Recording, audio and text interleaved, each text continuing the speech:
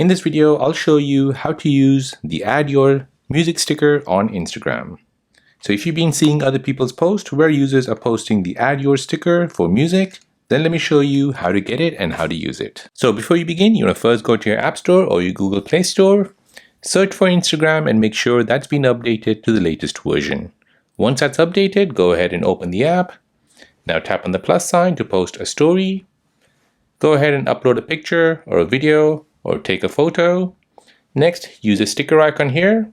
You'll get this new sticker menu. From here, you're finding Add Your Music. Go ahead and tap on that.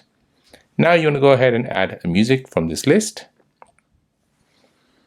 Now once that's done, you can go ahead and customize this by enlarging it or moving it anywhere you like. And now once you're ready, go ahead and post it to your story. As it reads, anyone can use this music template in their own story, including the photos that you have added.